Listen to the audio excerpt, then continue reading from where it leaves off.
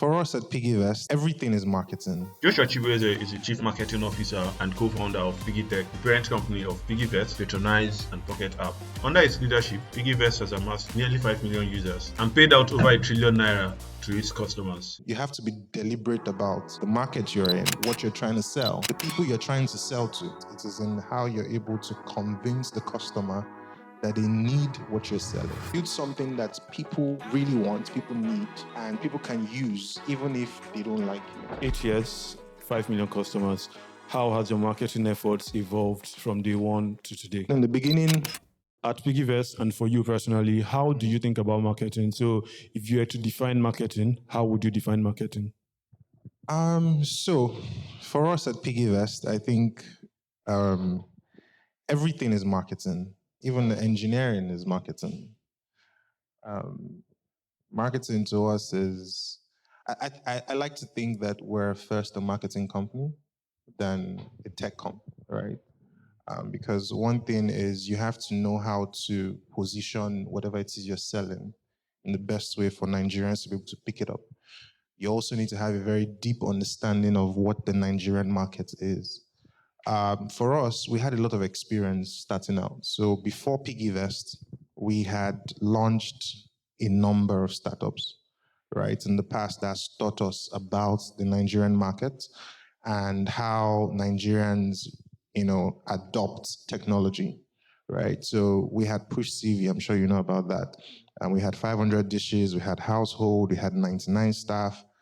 Very, very small, tiny startups at the time that basically helped us understand business models, helped us understand how the average Nigerian customer thinks, what the market looks like, what's the spending power, what can people do, right? So for us, we try to integrate that into everything. Like it starts from the product, down to the rollout and everything. So for us, it's basically how can we best.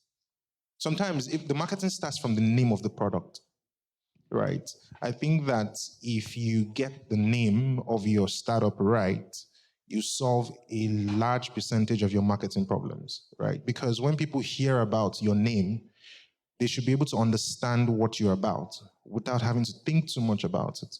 If you have to make them think too much about the meaning of the name of your startup, right, you have to spend a lot more money trying to educate. Oh, my name is blah. Blah is a household washing device or whatever it is. I'm just saying. So in Nigeria, we don't have a lot of time. Generally, globally, people don't have a lot of attention span. So you are competing with a lot of things on the internet. And then someone's making a tweet about you. They should be able to say, okay, I like this. Let me check it out or let me see what's about, right? So I think for us, everything is properly thought out, right? From even naming of a product. There's a product we're trying to launch, hopefully, May 1st. But again, from the name, you just get it. Like, we'll not have to say too much about what the product does, right? But the naming alone allows you to understand what it is. So I would say, it starts from everything. You have to be deliberate about the market you're in, what you're trying to sell, the people you're trying to sell to, right? Initially, we learned a lot in the beginning because we had to go through several accelerators, incubators, and I would recommend that to everyone. Those things teach you a lot about how to run your business, how to do business in Nigeria and Africa. So take advantage of as many as you can. If you want to get into YC, whatever it is. Although we tried to get into YC, but we didn't get in twice. But here we are. But yes, so take advantage of all those things, and it teaches you a lot about storytelling, business models, how to tell you how to get it, how to be an investable company. It just generally helps, really. So I said, marketing is everything, literally, from the product to the engineering to how you want to roll out that particular product. It is in how you're able to convince the customer that they need what you're selling. So you have to make that very, very clear in whatever it is you're doing. There's so many things that, you don't have to advertise for, right? When people come into your app, they have that experience, they can easily tell someone else, oh, this stuff. There's so many things hidden within the PiggyVest app that we don't we don't talk about, but people just know. And those are some of the things that encourage people to tell other people about the product, right? And I'll say for us, we hit product market fit very early. I think that's one of the things that actually helped us at the time. So creating a product that solves a pressing need that the average consumer needs. All right. So speaking about marketing and it being tied to the name, so you started out as Piggy Bank, and then a couple of years later, you decided to move to PiggyVest. First, why did you settle on? I mean, that might be very obvious, but why did you settle on Piggy Bank, and then why did you go from Piggy Bank to PiggyVest? Okay, so Piggy Bank was the obvious name then. We were trying to digitize Colo. How many of you know what Colo is? Okay, good. So Colo was what people were using. I mean, everyone knows the story. Someone broke their Colo, took a picture of it, put it online, and then we saw it and we wanted to digitize the entire process. So it was only natural for us to call it a piggy bank at the time. So it was called piggybank.ng from 2016 when we launched. But obviously, it wasn't sustainable because you're not a bank. So regulation pretty much says if you want to call yourself a bank, you need to bring 25 billion. Yeah, so we did not have 25 billion at the time. And obviously, but then for product reasons, right, we weren't just offering a method or an avenue for customers to be able to save their money. We wanted to go deep into investments. Like, how can we democratize access to investments? At the time, if you wanted to get into investments, let's say mutual funds, treasury bills, you needed at least 100,000 naira, or 1 million. If you wanted to invest in real estate, you have to have bulk money before you can do that. So since we were able to break down the culture of saving to say you don't need to wait till you have big money to start saving, you can start saving from as little as 100 naira. But like, why can't we do the same for investments, where we're allowing people to invest as low as 5,000 naira at once, right? So if an investment opportunity costs 50 million, how can we get 5,000 people, 10,000 people, 20,000 people to, put their small 5K and everyone gets the same amount of returns, as the person who has 50 million to drop at once. So basically allowing people benefit from the upside, regardless, protecting their income against inflation and for that capital preservation. We all know what inflation is doing to us in the country. So again, it's not just in the savings aspect, we wanted to make sure we're democratizing access to investments. So it was very, very important for us to switch from Piggy Bank to PiggyVest in 2018. Okay. So after you got the idea towards the end of December 2015, right? Yes, 2015. Yeah. Okay. So you got the idea then, and I think by January 5th or 7th, was it? Oh, you actually know the date. Okay. Yeah, I had to do a little reading. So I think by January 7th, you had a full product. But from there... An MVP. An MVP, okay. From there, you like... It was actually a website. Just a website? Oh, okay. No app. No app, all right. So how did you go from there to your first 1,000 users? I know you ended year one with about 400 users. So how did you go from just a website to 1,000 users? Mostly organic, right? And social media. We started out, again, we put it out on the timeline. We're a team of founders that all went to see you, right? So we have that, I don't want to say backing, but we had that network yes, of people who were looking out for us and what we're building next. Because again, we started to build out things in school. They knew us in school as some boys who were building some tech. We built a social network in school. Kind of like, yeah. So some people knew us then. So it was more like, okay, these guys are doing something else, so let's support them. But we started out with that, and then we put out tweets. It was purely organic. I remember Odun was the one handling the social media at the time. There's Rice at Home tweet that blew up, And then because the solution was unique and it was new, there was nothing in the market that allows you automatically remove money from your bank account and put in a wallet at the time. There was nothing like that that existed. So I think there's something that, you know, that helps when your idea or when your product is unique in the market. If it's something that they've seen before, a lot of people will not really look at it immediately. You have to spend more to now say, okay, this is why my own product is different from what already exists in the market. But because it was new, people wanted to save. People did not have any savings culture. People were very, very, spending their monies anyhow, right? Young people, the solutions that were existing at the time were you either get a colo or you open a second bank account or you do a job. In fact, you open a second bank account, you will probably not collect ATM on that second account. But the banks were giving you an ATM card for your savings account. So the banks were encouraging you to spend your savings in quotes, right? So there was nothing that was, people had to do it by themselves, right? Think about saving money, think about planning money. So they would open multiple bank accounts. Maybe I'll put my rent in this one. If I'm saving for a car, I'll put this in this one so I don't touch it, or they just leave everything in one. And if you leave everything in one account, you might be tempted one day, right? So there was a need for something, a solution. It could have been anything.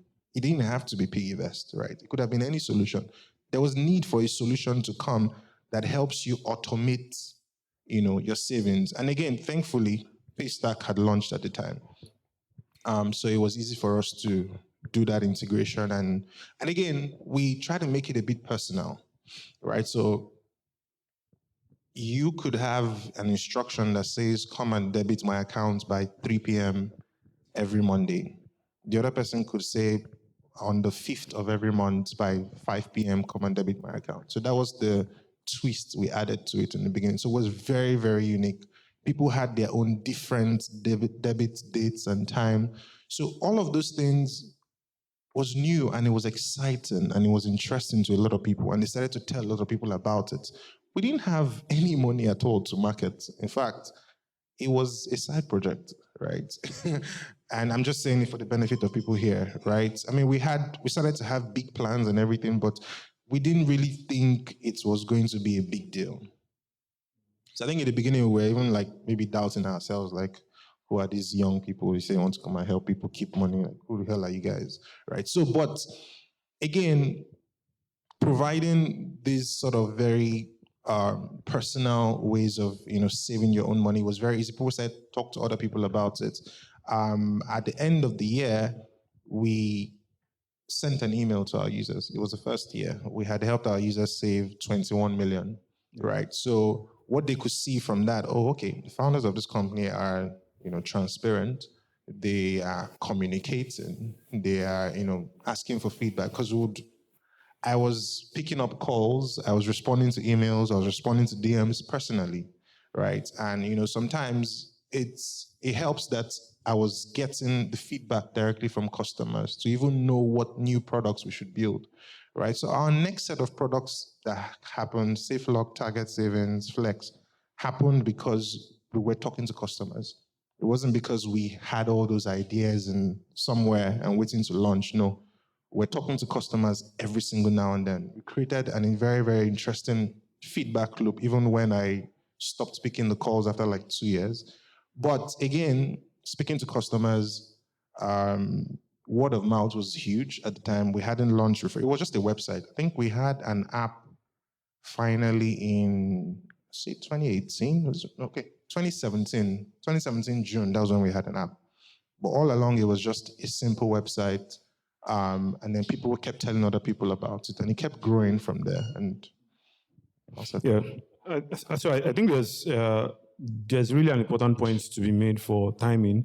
You could start something, like you mentioned, you launched just as Paystack had launched. Yes, if we had launched before Paystack, exactly, it would have been very difficult. And there are a lot of startups as well that have they launched way before their time, and for some reason, user adoption was like really difficult. So there's something to be said for timing. I mean, if you start an AI startup now, you probably like gain a lot of traction and all. So timing is really essential in marketing. But the thing is, how do you even know the problem with your startup Yeah. is timing? Yes, good If you have question. everything. Yeah. Yeah, I mean that's a good question. I don't know. You should probably answer that. Well, the thing is, you cannot. Well, it's tough. It might not be timing, right? You might have everything it takes. It might be, you know what?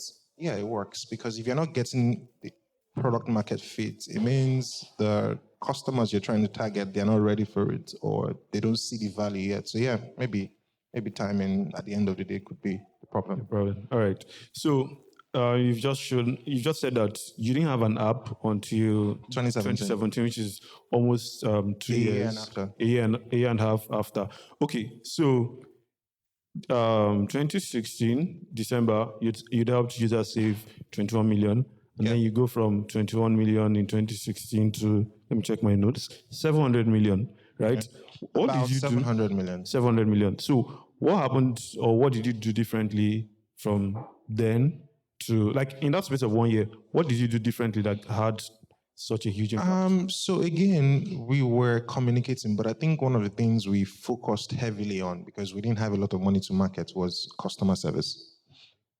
I call that brand marketing, right? So because when a customer interacts with your brand, they leave with an impression, right? So we made sure that, whatever interaction was going on, customers left with something good or noteworthy to talk about. So I think we invested heavily in that, right? And we made sure, in fact, we were doing it ourselves, right? So we had to do it in the best way possible. So something that is a recurring theme with PiggyVest and its users is that customer service is great. That's something that we started doing from the very, very beginning. Also, we did a number of things. I think we sponsored, there was this event that used to happen at the time. I think it was called Social Liga. I don't know if anybody remembers. Yeah. You remember it? Yeah, I think we did one or two events then just to spread awareness about the program. But ultimately, we're talking to people, talking to customers, making sure they were, we were doing exactly what, again, if you say you're going to deliver cake in 10 minutes, right? And someone comes and tries out your service and you actually deliver that cake in 10 minutes. I think it makes a lot of sense. And then they build a certain level of trust, right? So what happened is the people who saved 21 million in 2016 obviously increased what they were saving the following year because they had built a level of trust. And then the model was very simple. We help you save for 3 months and you could withdraw for free after 3 months. So there was something very interesting about that model because at the end of every quarter, people had the opportunity to withdraw their funds for free, which meant that at the end of every quarter, once they get their funds, they are a satisfied customer.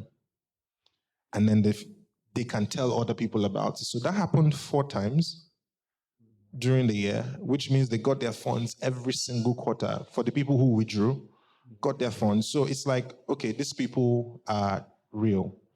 They told me they'll do this. They told me I'll get my money at this time, and they did it. They got their funds. So again, that helped.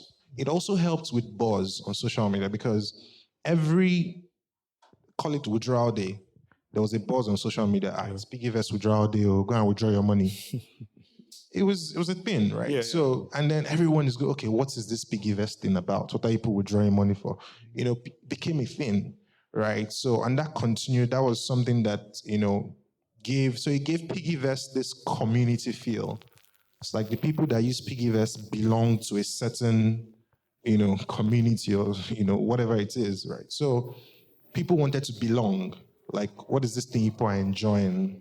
People started being curious. So even the model itself helped, with the network effect, right? So I think that also helped at the time. Like I said, a couple of events, obviously the product, but also the model that we used at the time helped. Yeah, so just having like a short feedback loop for customers. Yes.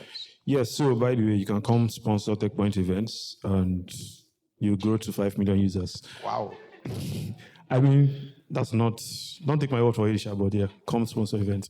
So one of the features I like about PiggyVest is the YX score, which I don't check mine because I don't want to see what I'll get. You should check. I know it's going to be bad. It's really not about what you get at the end of the day. Okay. The most important slide in PiggyVest YX is your net growth. Okay. Yeah. So you want to see how much entered your PiggyVest more than what you withdrew for the year. So it's like you're building a house. Call that house your wealth, right? In year one, you build it up to a point, right? You want to check your YX results to see if you literally built more blocks, if you built more stories. It's like building wealth. PiggyVest helps you build wealth. It's why you will never see us say, come and take a loan from PiggyVest. No. When we start to encourage you to take a loan, it means it's counterproductive. You're not building wealth that way. So it says, do everything else on other apps, but when it comes to PiggyVest, it's for storing money, right? Yeah. You can always come back to it when there's an emergency, right? There are different options on the app that helps you, plan for emergencies. But ultimately, the plan is once you start using PiggyVest, your money continues to grow. That's literally it.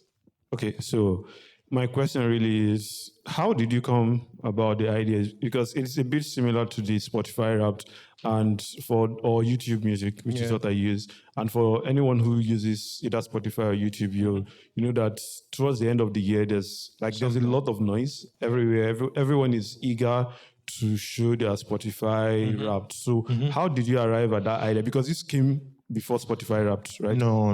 Oh, so okay. I think the inspiration was even from that. It happened a long time ago. I don't remember who exactly came up with it. I'm not sure. Might have actually been me. I'm not sure. I don't remember. But I think we're in a round table and we're just talking about how we can do our own Wrapped for the year, right? And again, it's not just doing the Wrapped. How can you do something that people can connect with, right? So the whole YX score thing came, like that's something everyone can relate to, right? And if we can, again, we try to figure out how the algorithm will work in such a way that, whatever score you're getting, you can understand that, okay, we're not trying to say that you failed, So there were a lot of thoughts put into making sure it's not just any Wrapped, right? Something that Nigerians could relate to. Also, again, when it eventually comes out, how are people talking about it, right? Yeah. How do you want to ensure that everyone is trying to go and check what their own score is? Again, I think that's why the whole YX thing made sense. And it has really, really helped us, right? Because we're the only ones that do Wrapped in that particular way. And it's something that's become tradition. In fact, we improve on it every now and then. It has really, really helped, right? Because again, it's something we release twice in a year. I don't think we did it last year twice. We did it once. But it's something we're supposed to do twice every year. One in the middle of the year to just let you know how you've done so far with your finances, and then one at the end of the year. But yes, I think the inspiration came from Spotify Wrapped, yeah. All right. So, you've already talked about how it helped. And a few years ago, I think 2021, you started using content. You had over 2 million users at the time, but you still decided to use content. So, I think Daniel mentioned that when he came on, he had to convince the leadership that content was something to look at. What did he say to you? He hasn't yet told us what he said to you, but I want to know what he told you. I think before then, we were trying to kind of like diversify the marketing team, right? It gets to a certain time where one person cannot do everything, right? And, coming up with content, expanding, what it was possible with content, working at PiggyVest needed an entire dedication, a team that's dedicated to it, right? So we decided that we wanted to build a team separate from the marketing team we already had, whose sole focus was just content. Okay. Right?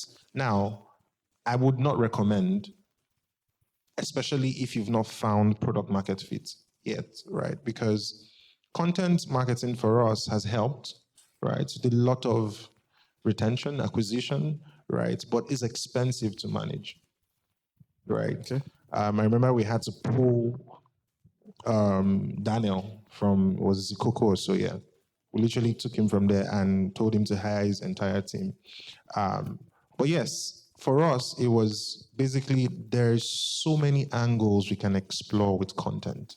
I mean, today we're publishing reports. I don't know if you saw the savings reports we did. That did a lot of incredible numbers for us, right? It's also thought leadership marketing, right? So there's so many things that we can do that, the marketing team cannot really start to think about that, right? So how about we get a team that can focus solely on that? Because again, the market we're looking at is large. It's money and it's the average young person, right? There's so much that we can teach, right? That we needed an entire team to focus solely on that, right? If you have someone on your team who is content inclined and can do all of that, no problem. But I would not recommend it if you haven't at least gotten product market fit and you're trying to maybe keep customers or do some other things. I would not recommend that. Okay. I wasn't expecting the answer because a lot of people think that using content is like cheap and an easy way to acquire customers.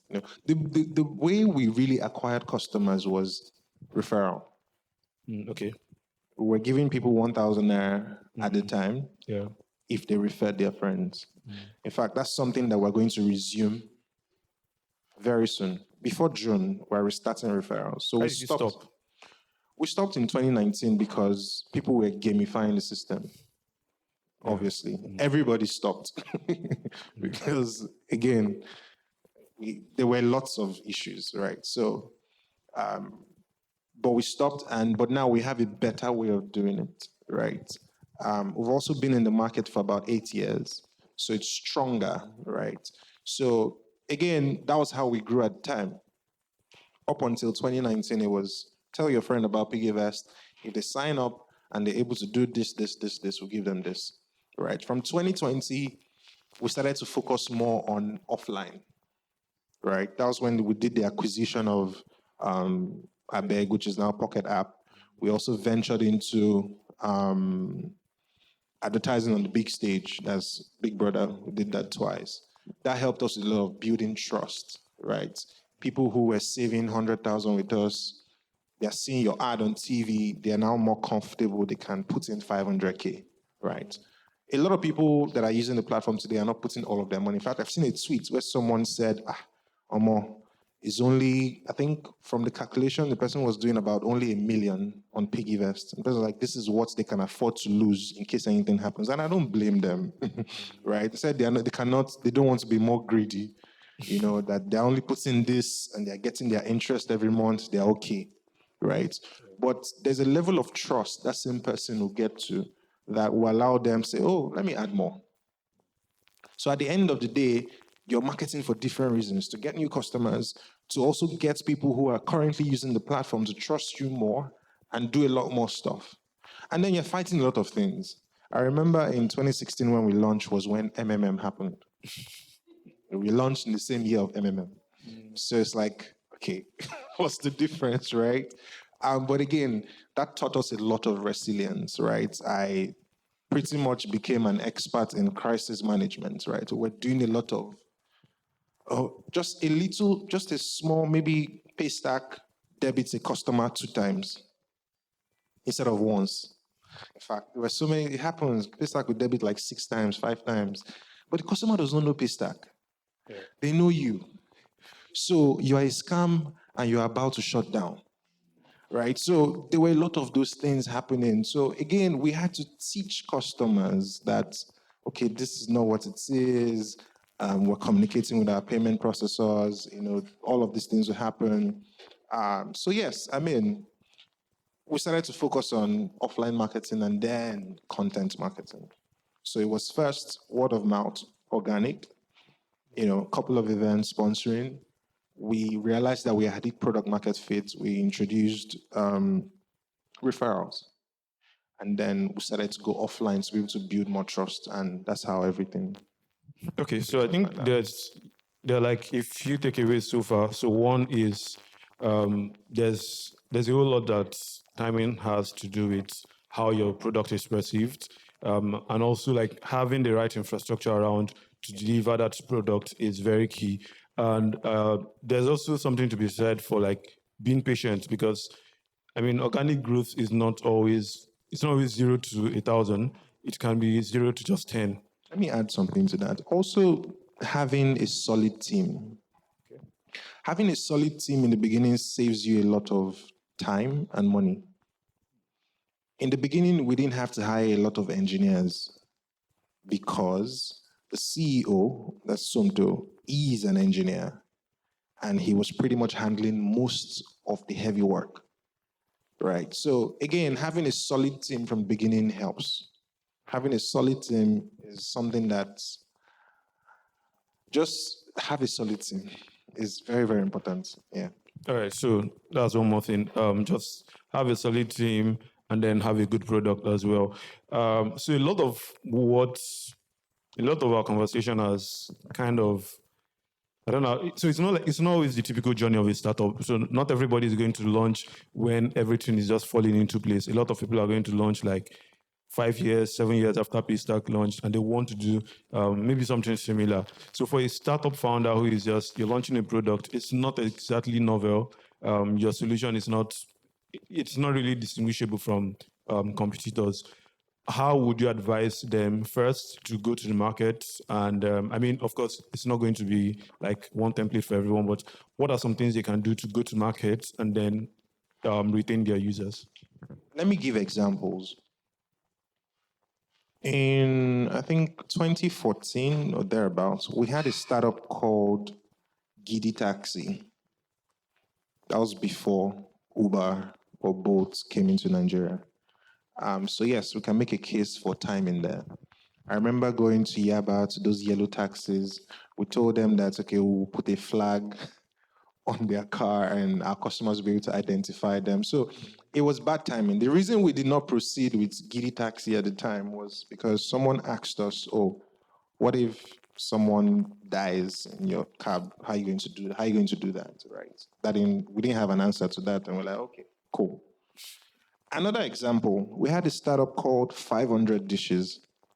500 Dishes will connect you to people who are making homemade meals, right? So if you wanted to buy food in bulk, food in general, right? You could, go on the platform. It was a website at the time, and order and pay. We bought bikes at the time, right? But today there's Chowdeck, and they're executing brilliantly. Do you understand, right?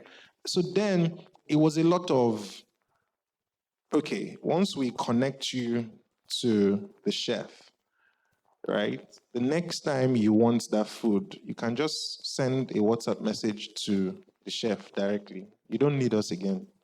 So there was a major revenue leak there. The business model was bad, right? So again, we learned a lot of things, right? But today, there's Chowdeck, and they are doing, again, I respect those guys, very, very solid guys. But again, they were able to fine tune a lot of things and they can make their money. You can always come back to the app, for variety. And, it just really helps, right? So you're just starting out. You just need to get the fundamentals right, right?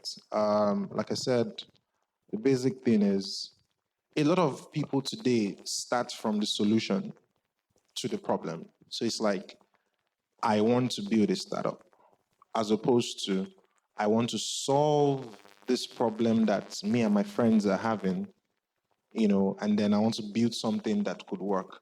Don't start from, and I don't blame people who start from, I want to build a startup. It started to look very fashionable to be a startup founder. It looked like you would make a lot of money and all of the likes. I'm happy that that bubble has busted because it is hard, extremely hard. I do not recommend it. Go find a 9 to 5 and do it, honestly speaking. But yes, get the fundamentals right. Start from a problem that you're seeing, and then the problem has to be big enough for you to return capital if you raise money, right? So again, how are you going to do it?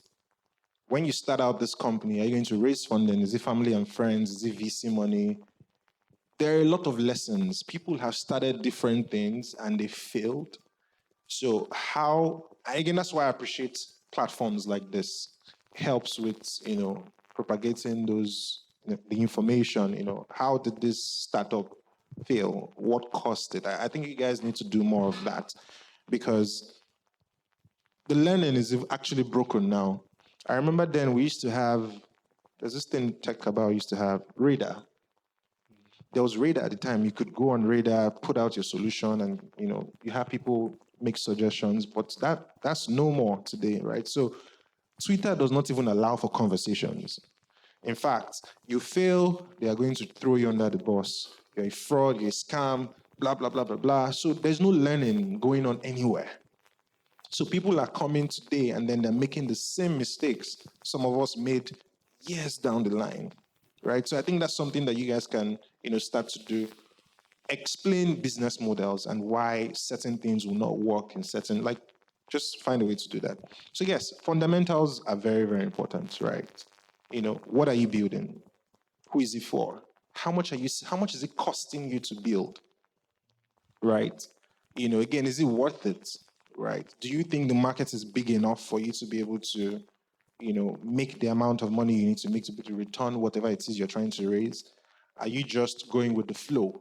Right? I think it has become fundamentally hard these days, to be very honest, especially because investors are no longer funding like they used to, right? A lot of things are now known, right? So you want to make sure that, first of all, you find a way to make money from your customers. Your customers must be the one giving you revenue. You cannot rely on investor funds. It may not come, right? So are you building something that is valuable enough for X number of people to pay you every month, every day, every week, whatever it is? So you must be true to yourself. Is what you're building valuable? Do your friends like it enough to pay you? I remember someone made a joke and said, real way to test if your app has product market fit is if maybe your significant other continues to use your platform, even when you guys have broken up. But yeah, it makes sense. Do your enemies like your product? It is what it is. You have to be honest. You have to be practically honest with yourself, right? Even if they don't hate you, everybody has money problems. Everybody spends anyhow. You don't have to like me or do or something. Not a lot of people know something. But you use the platform every day. You probably get emails from him from time to time, but you don't need to know him. I have customers on my platform who have millions, over 300 million, up to 600 million on the app, just there. And I've never met them. And in fact, I'm trying to now do something where I start to meet those type of people, just to encourage them, thank them, maybe send them a package. It's just now I'm trying to do those things. But people have gotten to a point where they trust the product enough because they have that problem. They have their banks, no doubt, but there's some money that you just don't want to keep in your bank, right? And that's where we come in. So again, does your product offer that kind of need? Do your enemies love your product? That's how you should think about it. And, build something that people really want, people need, and people can use, even if they don't like you. Yeah, okay. That's very profound. So, one of the reasons I decided to speak with you about this is every single time that there's been maybe a small issue. I think there was something that happened last year or 2 years ago where I think there was some error or something like that. I can't remember exactly, but it looked like there was some problem with withdrawals or something. And one person complained, and under the comment section, I saw a lot of people were saying, calm down. nothing is wrong. I think someone said if there's any startup that is going to go out of business, it's not going to be PiggyVest, and these are users. So I think if you get to that point where your users are like they're like defending your product, it's bliss for any startup founder. And to be fair, it's not something you just But have like that. I'll say it's deliberate, right? So you have to, people have questions. People have questions in their heads. Sometimes you have to answer those questions before they even ask you. You have to fill in the gap, right? So when we put out certain things like, oh, last year we paid out 242 billion, leave your users to do the maths and leave them with whatever perception they want to go with that. That's how they think about it. I think recently we put out one where we said every second a user saves at least 25,000. That is true. But then if you think about it, that's about 2 billion in a day. So again, let customers run wild with that information. When they see someone complaining of their small money, they will go under that tweet and be like, don't worry, nothing is happening. Also, right, Nigerians love to, when something is, our PiggyVest users built the product with us. Yes, we, had brilliant ideas, we had brilliant execution, but I'll say they contributed a lot to what the platform is today by even speaking to someone about it, using it, whatever it is. So they take pride in the fact that they've been with this platform for a very long time and they don't want anything to happen to it. So please shut up. There's nothing wrong with your money. And we have cases of withdrawal delays every now and then. You can open your PiggyVest app today, send out an instruction for you to withdraw 100,000 naira. Sorry, I called it instruction. But you click on withdraw. What happens is we send an instruction to Paystack or Flutterwave to send that 100,000 naira to your bank account. It could get stuck. NIBS could be down, or Paystack or Flutterwave will have a downtime, and you might not get that money immediately. Do you understand? And then what we've tried to do over the years is communicate all of those reasons to say, okay, see, there's something happening, this is what's happening. So you have to communicate, right? Like I said in the beginning, you have to fill in the blanks for customers. Always try and explain why certain things are not working the way it's supposed to be. And then let customers run wild with that. So a lot of people know that, okay, if there's a delay with the withdrawal, it's probably a downtime or something. And they are very happy to wait. In fact, we acquired Pocket App and we're like, okay, we want our users to stop experiencing delays with their withdrawals. So we created Pocket App and we're like, okay, withdraw to your pocket is instant, it's the same system, right? When you withdraw there, you can send the money to anybody you want to send. That's our own way of saying, okay, we understand that there could be downtimes with sending money to your bank directly from our payment processors. Use this alternative.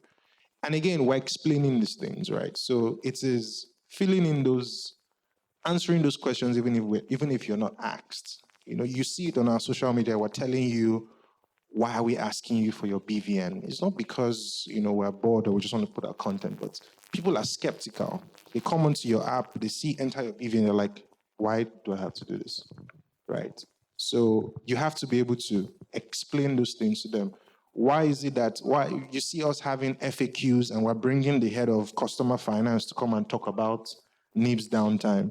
It's because we want our users to understand that there's things happening in the back office that ensure that you get your money instantly. And if for any reason you don't get your money instantly when you ask for it, these are the possible reasons why you may not have gotten it, right? So again, like I said, answering questions, helps build that trust. So customers can say for sure that, this is what it is. I even have another example where I think we rolled out our app recently, and then we forgot, honestly speaking, to put recent activities. And then someone was like, where's my recent activities? Oh my God, this app is trash. And someone just quoted it and was like, trust PiggyVest, give them 1 week. And I saw it, I'm like, oh, wow. But we actually did it in like a day or two. And I contacted the customer, I told them it was done. So customers need to find a way to trust you. And it's by doing what you say. And if you're not doing what you say at the time that you said you would do it, make sure you're communicating the reasons why you're not doing it like that. That's it. All right. So I think one more question would be 8 years, 5 million customers.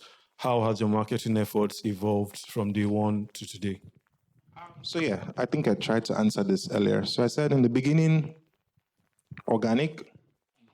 We did a lot of social media marketing at the time, with viral tweets, getting into conversations. Those things help. Push notifications, all of those things help. And then we started to do a lot more. Then we tried out digital marketing, paid marketing, right? I was targeting women mostly on Instagram at the time. And then we stopped because they banned our account. I don't know why, but we stopped in like 2018 thereabout. And then we started to do referral marketing, right? And then we started a couple of offline things as well. I'm sure some of you may have seen something called open house. So we used to have these events just like this, where we would invite our customers, 100 or 200 of them, speak to them physically about what the product was about. We tried out those things, and then we started to, from 2020, 2021, we started to go offline. We started to do BRTs, started to do lampposts, started to do TV ads, we started to do billboards, right? Just to test all of that. And what that did for us is help us build a lot more trust in the market, right? Because again, people were asking, how big are these guys? Can I afford to put this amount of money here? So for a lot of Nigerians, once they see you on billboard or they see your ad on TV, they feel that you're big enough, right? So that also helped. We started to do those things. Then there was content marketing to kind of like just bring it home, right? We're spending a lot of money there, especially on personnel. But yes, that's just basically to bring it home. But I'll say a lot of the other thing is in the product side, right? What kind of product do we have in the market today, right? And what are we really optimizing for generally? How does the average young person, what do they want to do with their money? Someone who earns 100K, 200K, 300K, 1 million, 2 million, 5 million, how can we help them do better with their money today, right? So I think that's pretty much the evolution of it. All right. So I'm done with all my questions, and I'm sure a few people would have questions. You can take a few questions. So please, Bulu, please let's have a mic. I can see two hands up. So it's best you raise your hand now. Once you start answering the questions, that's enough. Thank you. Okay, one person here. Let's start with him. Right. Good afternoon, everyone. Okay, my name is Emmanuel, and what a wonderful conversation you shared.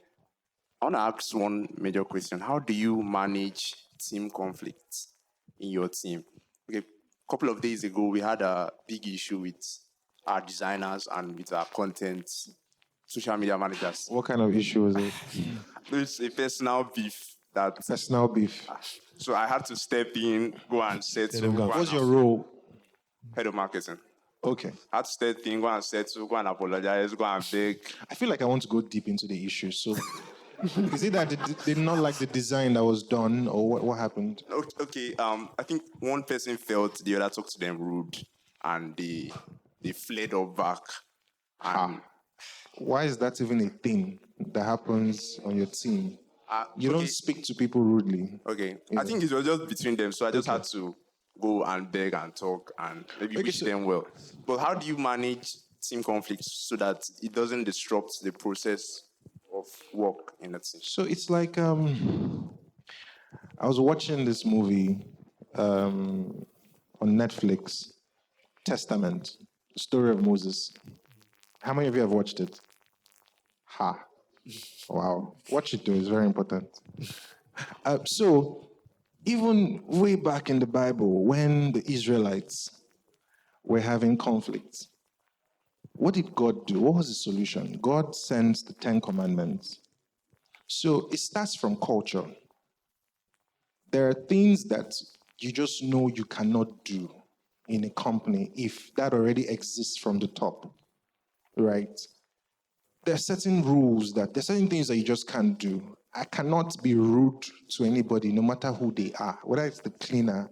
So if I'm not being rude, why is that a thing? And then if that happens, how is that person being spoken to in a way that they know that this is not acceptable in this environment? So you need to create an environment where being rude, condescending, or whatever it is does not work.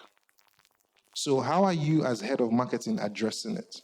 You need to speak to them to let them know that, we don't do it like this here, right? If you have any issues, communicate your issues with them in a nice way. You don't have to be rude or condescending. I'm not saying that we're perfect, right? But again, you just have to have this culture of we don't do certain things this way, right? So when it happens, someone is breaking the law. And when you break the law, if you break it multiple times, there are consequences. So you need to find a way to enact laws within your team that allows, you guys to work in ways that, would benefit everyone. All right, thank you. So I think there was a hand up. Yes, so these are more hands than I saw earlier. But can you, no, I saw your hand. Yeah, the lady on a wig, yeah. So hi everyone. Good evening. My name is Chinazom, and thank you for the conversation. It was quite insightful. I have my question written down here. So a lot of people think influencer marketing is very fashionable. And if you are not using influencers as startup or at certain level in your business, they feel you're not hungry for growth. Because everybody is doing it.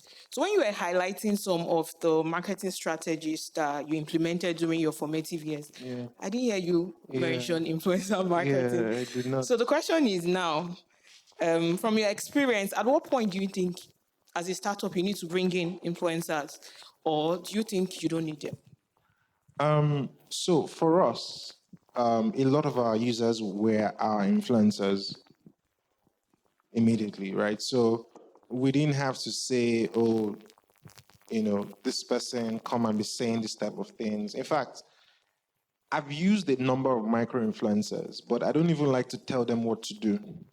It's just go and use the app, and however you feel about the app, go and talk about it, literally.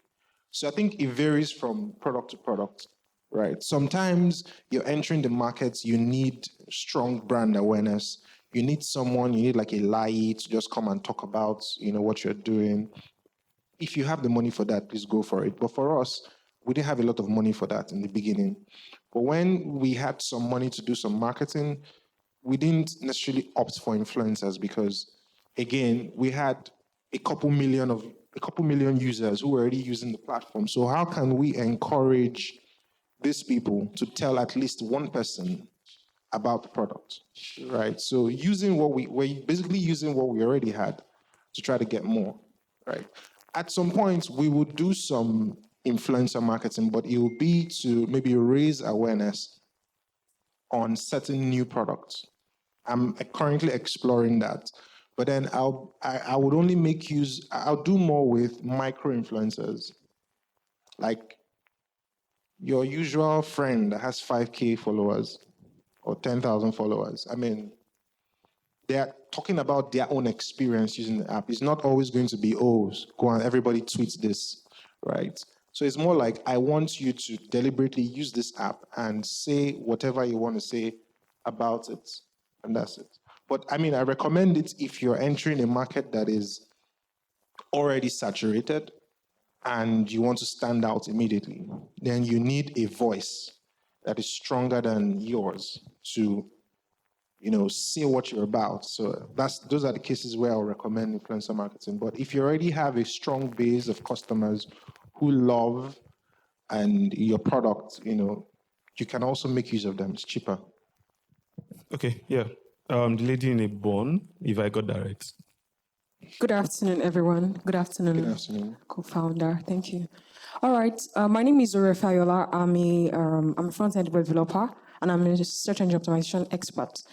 Okay, so my question is this. I had a series of discussion with my mentors.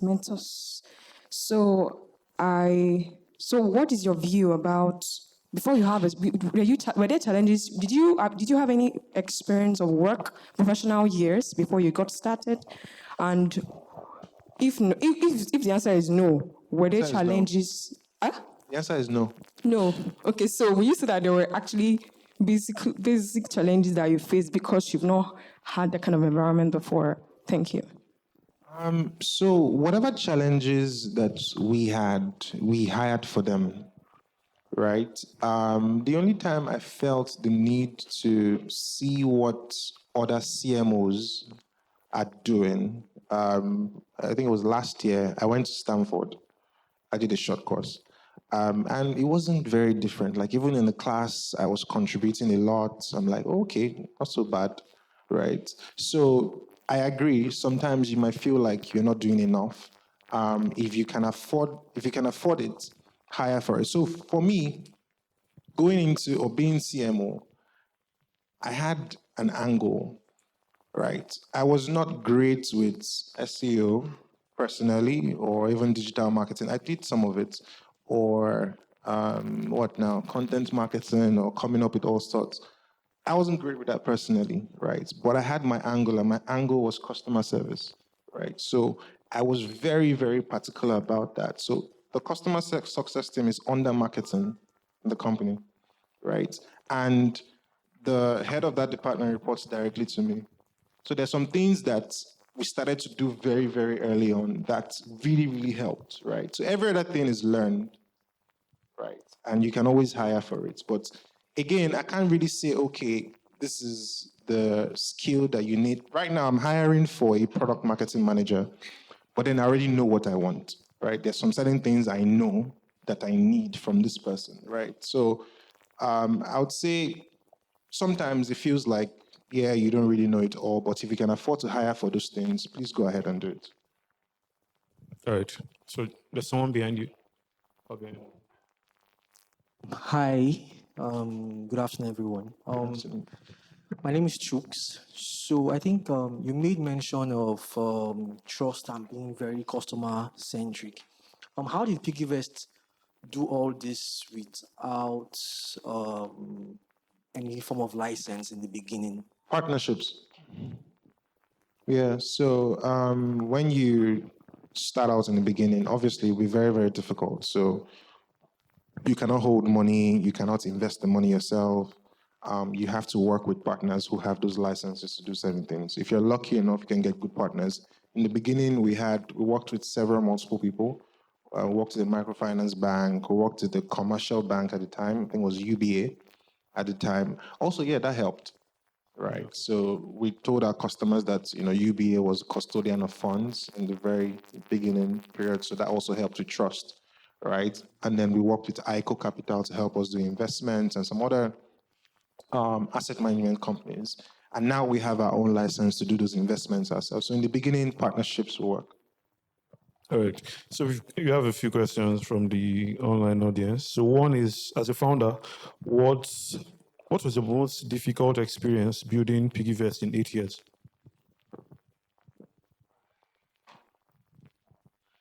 I think most difficult. We've had a lot of difficult moments. I think the most difficult will be when there's crisis. The one I can remember now was when we had to shut down our Providus bank accounts. I don't know if anyone remembers. So there was a time Providus had to shut down their virtual account numbers. And we had a lot of customers we had issued Providus account numbers to. So customers had already transferred funds into those account numbers, and their funds were not reflecting in their wallets. So it was a major problem because Providus had to shut down. It was a CBN order. So we had to quickly, it was a Sunday, right? We had to quickly find a turnaround, right? Thankfully, GB helped us, gave us Wema Bank. We did that integration that night. We started issuing account numbers that night. So by the next day, you're like, oh, okay, yes, we apologize, blah, blah, blah, blah, blah, but here's your Wema Bank account number. And people were like, oh, yeah. But yes, it was very, very difficult. Very, very difficult. Anytime someone is saying PiggyVest is shutting down, the very, very tough moments. I've had to personally speak to customers myself to say, okay, what is the issue? What exactly is the problem, right? And they're explaining one or two things, and then you resolve it, and you're like, okay, please, can you take down your tweets? Or update your tweets to say, okay, you've gotten your funds or something has happened. So it can be very, very tough. It can also be very frustrating with regulations. I know we're backing a lot of things now, CBN or whatever it is. They'll come and tell you, oh, your onboarding needs to look like this. You must collect BVN first. And you know that if you're collecting BVN first, customers can drop off there, but you have to do it. So again, having to work in a very, very regulated environment means, you have to shift on some certain things. So I'll say those were the toughest moments. And I think also when, maybe the one time we applied to YC and we didn't get in. Yeah. I remember we're in the US then and we had run out of money. We had to call Mr. Lumide that we're going to sleep on the street though. And he sent us money. It was very interesting. But yeah, we didn't get in. He told us one or two things, but yeah, thank God. Okay, so I guess not getting into YC is obviously not a death sentence on your startup. It's not. Yeah. So, second question here is working and building on the sidelines has been immensely difficult. My technical lead is often MIA, leading to really slow turnout of our MVP. How can I navigate this phase? Okay, working and building on the sidelines has been immensely difficult. My technical lead. Is the person working their startup as a side gig? Yeah, I think that's the case. Yeah, my technical lead is often MIA, leading to really slow turnout of our MVP. So how can I navigate this way? So I'm guessing this person isn't technical, and then they have someone else doing that. That's tough. That's very, very tough. In our own experience, when this was happening to us, the CEO had to learn. So there was a time we're having issues with our app. We needed to push out an update, and the new update needed to be written in a particular language that the CEO was not aware of. He didn't know it. And this person just all of a sudden stopped responding. Apparently, he had gotten a job in some government agency and he just dropped everything. And we needed to push this update. So he had to go and learn how to do it. And he built the app by himself in 3 weeks.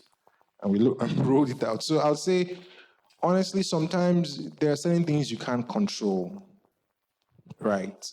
Either that person is not a good fit for your company and you need to find someone else. And again, when you find someone else, sometimes maybe the vision is not strong enough for them to commit their time to it. So what's the vision and how are you communicating that in ways that they understand that they need to absolutely put some time away to get certain things done? Sometimes it's not about the money, especially in the beginning. It's about what are you building, how big is it going to get? So how are you communicating that in the beginning to show that this is something viable? And again, are you having conversations with this person to say, okay, what's the issue? We need to do this. If it's a money issue, I don't think more money will solve it. It might be a character issue. Again, the person might not be a good fit. So you might have to look somewhere else, or you might have to learn it yourself. Right? Learning it yourself is always better. You're in full control. So, all right. Yeah. Okay, so this is a very interesting question. What do you do when you have a founder who does not believe in marketing? He wants to grow the brand organically and through referrals, but there's no reward system in place for referring the product. Referrals is marketing. So it's not like, I understand. I understand. I understand. The founder, exactly. Sometimes you're like, you can get this thing done.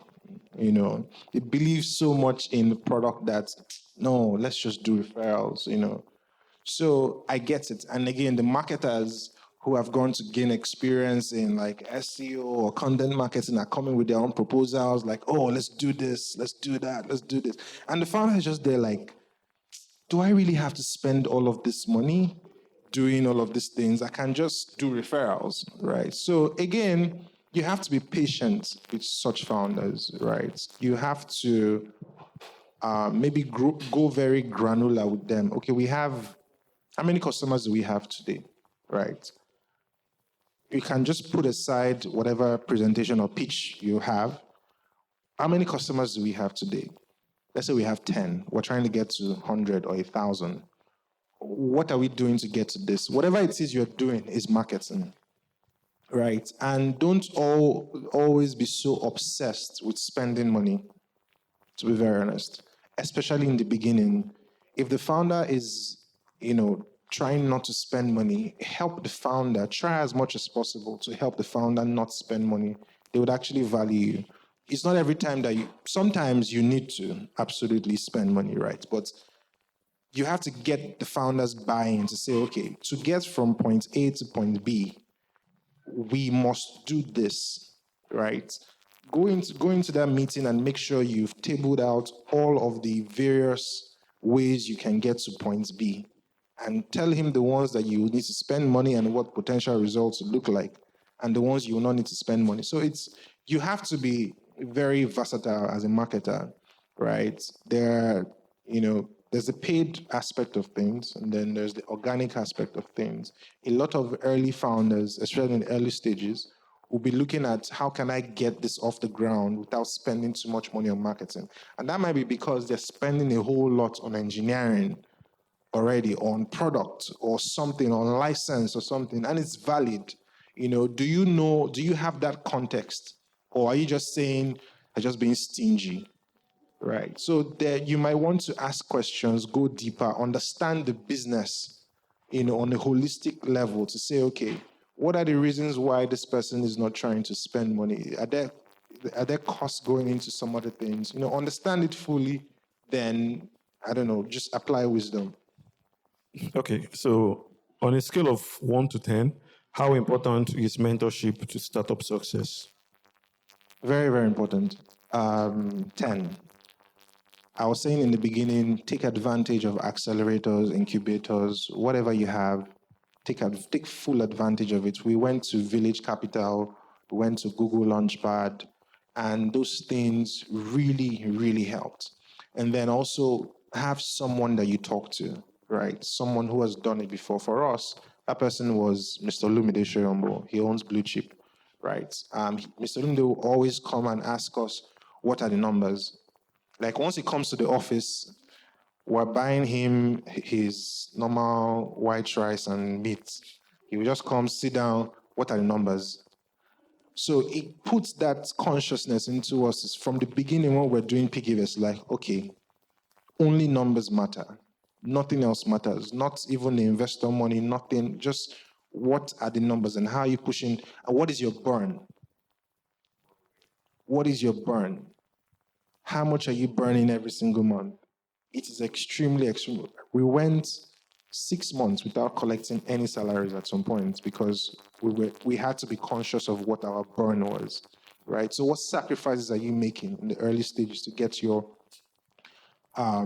business off the ground? You need to be talking to someone. Even as at now, I'm still looking for mentors. But again, my appetite has grown. I'm looking for CMOs who have done it very well, right? Who have done, B2C startups very, very well, globally too, to say, okay, these are some of the things I'm trying to achieve. It's now on a bigger scale. So at every point in time, even not just in your business, even in relationships, I think everyone needs a mentor. You need someone you can talk to, people who have experienced it, who you can ask for advice from time to time. Extremely, extremely important. Okay, so the next question here is, so this question is, I don't know if you've answered this. Your advice to first-time founders who, after launching their products, they have less than 60 users in their first month, no revenue, no major money spent on advertisements yet. So I was going to point out that you had 400 users in year one. So this person is like doing better than you. So do you have anything to add to that? You should keep going. Okay. So you have your answer. Okay. So the next question would be, how do you make money as a company when your obligation is all about rewarding customers? All about how do you make money when the application is all about rewarding customers? I don't understand this question. Can somebody help? Okay, so I guess we can just leave the second part. So how do you make money? How does PiggyVest make Yes, money? how does Oh, is it PiggyVest about me? No, it's not about you. It's about PiggyVest. How Okay, does I mean, PiggyVest okay, make money? okay. All we do is not rewarding customers. How we make money is very simple, right? Every single day, every single week, every month, people put in money, they save or invest money, right? At the end of the month or at any point in time, we aggregate those funds and then we invest in government bonds, secure instruments, corporate debt notes, whatever it is, and then we get returns, right? Our returns are currently averaging about, I think it has increased because of this, so about, let's say 20, 21%. And then we promise our users between 8 and 15%. So we keep the margin. That's how we make money. Okay, so I said we would not be talking about talking to investors, but someone has a question on that. If you're starting out marketing PiggyVest again to investors, what would you do differently? So I don't know if you want to share the story. Journey. Yes. Okay. I remember we were at Google Launchpad and our investors at the time, they were following us on social media. So someone did an intro and then they called us for a meeting at Wheat Baker. And they just asked us, they didn't ask us for any paperwork. Oh, you guys seem very interesting. What's your plan for the next 5 years? And we just told them that we're creating some kind of like a different kind of bank for younger generation. And in about 2-3 weeks, they wired us. It was $1.1 million we raised. They invested $1 million. So they wired us some of the money. Till today, we've not drawn down on. So it was equity and debt. Some part of it was 600K equity, 400K debt. I don't think we've drawn down on that debt money till today. But that was how we got investment. If I were to do it all over again, I'll probably not look for investors. The only reason we needed investment at the time was because we wanted to acquire a microfinance bank. Okay. That was the major reason why we did it. But again, if I know what I know now, I'll probably just go on with partnerships until I can raise enough money from revenues to acquire what I need to acquire. Okay. So someone was asking earlier, did you face issues with bad actors? But I think we've already covered that. So the last question here. Yeah, I think we've taken all the questions from the online audience. We'll just take one more question from those of us here. And yes, Chioma. Yeah, hi, good afternoon, everyone. Hi, good afternoon. I have a cold, so apologies. My name is Chioma. I'm the founder of Legume. My question is, I actually have two. One, for you as a founder, how did you keep pushing? There were obviously times that you were afraid, that you doubted yourself. What kept you going on? And the second one is, for you as a CMO, how were you able to build brand loyalty?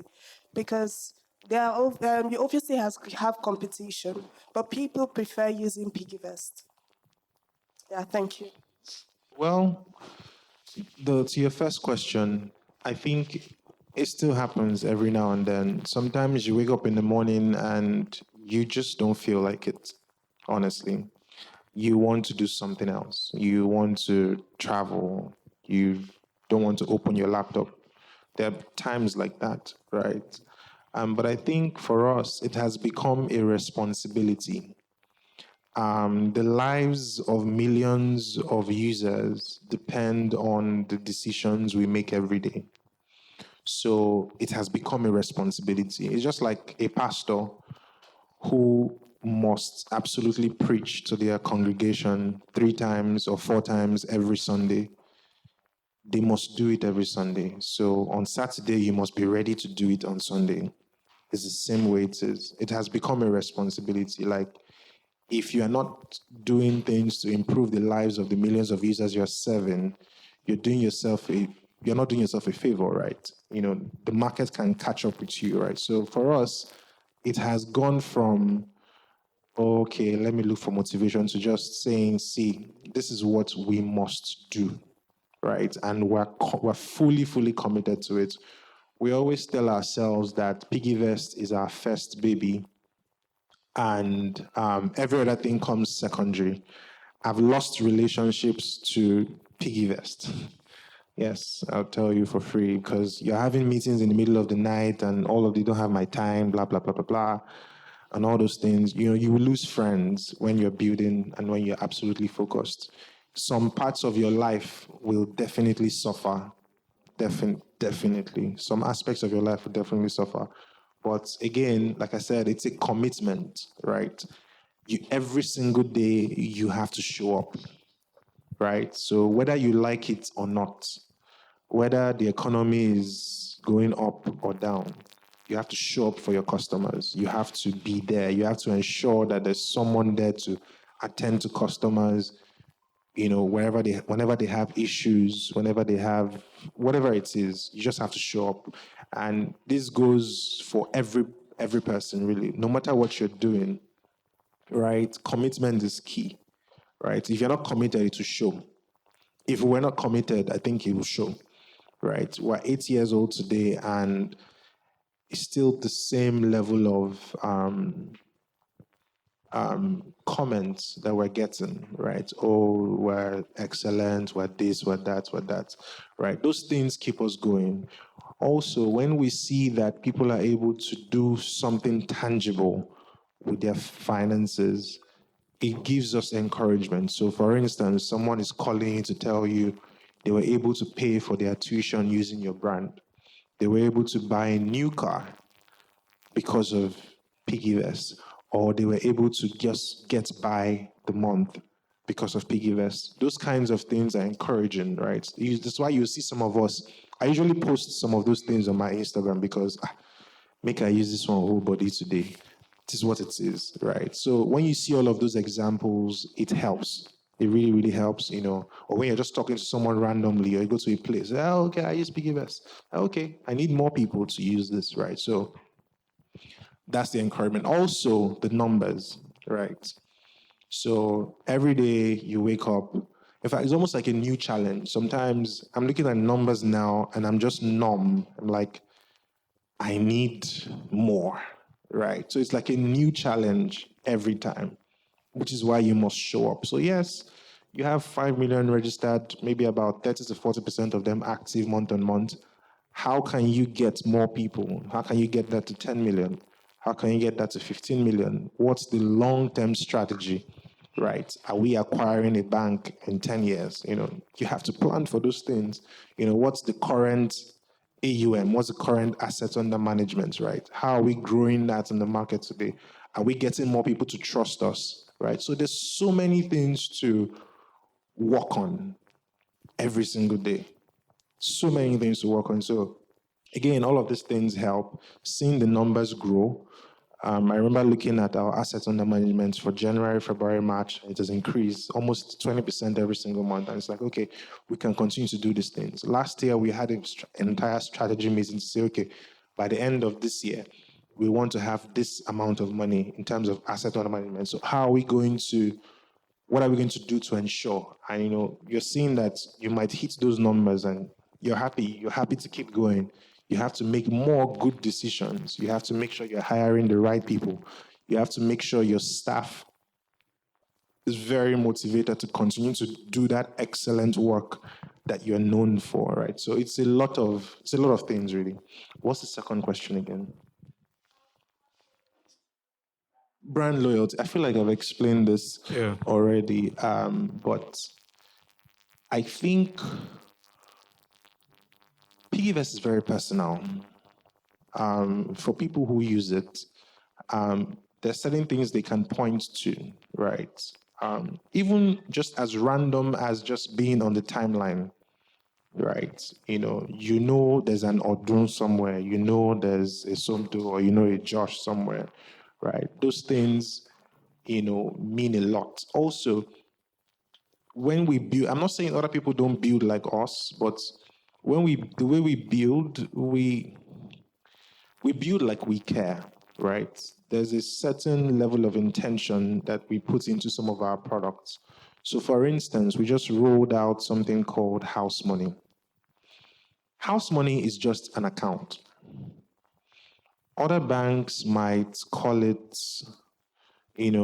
just, I don't know what they can call it, but it's just an account, really. But again, there is something that we're thinking about when it comes to house money. The long-term vision for that wallet or that product is that we want users to be able to pay for their rent monthly instead of yearly.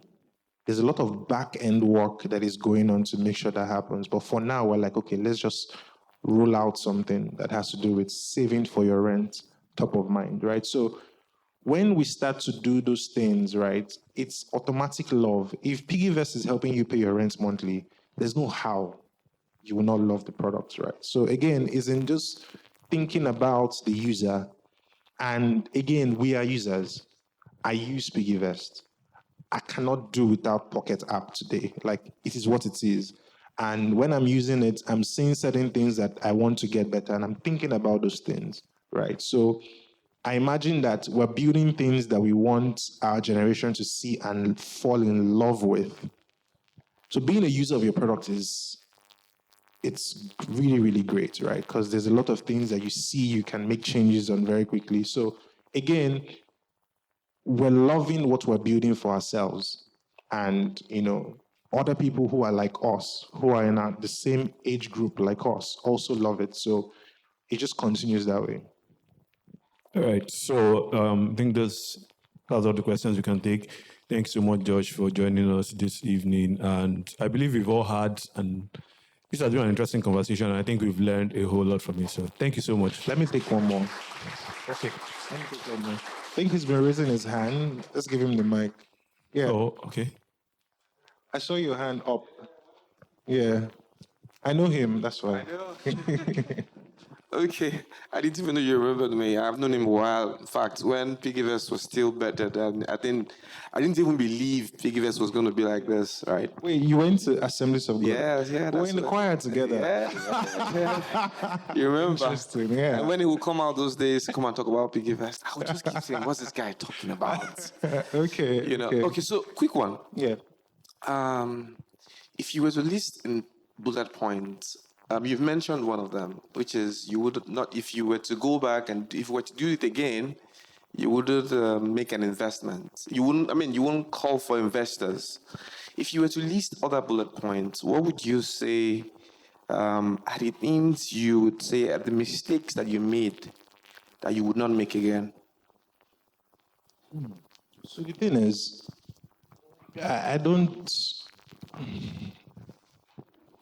want to call them regrets or mistakes, right? Everything is a learning process, right? In fact, the mistakes you don't make, you don't have an opportunity to learn anything. There's so much you can read about in books, right? But when you make those mistakes, right, you can literally learn from those things. So it's more about doing, right? There is no business owner that can come and tell you this is what you need to do to grow your business. Do it like this, because every business is unique.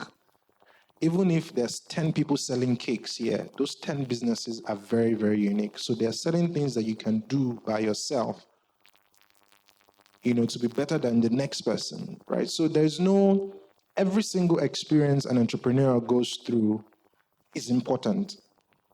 Whether you're failing, are you failing forward? We failed a lot of times. We could have gone back to go finding a job or something. Odun should have been done with her master's by now. Terry got offered a Facebook job.